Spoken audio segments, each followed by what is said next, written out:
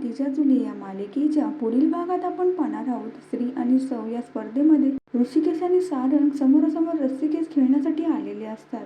तेव्हा त्या सारंग हा ऐश्वर्याला सांगितल्याप्रमाणे ऋषिकेशला हरवण्यासाठी पोटात दुखण्याचं नाटक करू लागतो.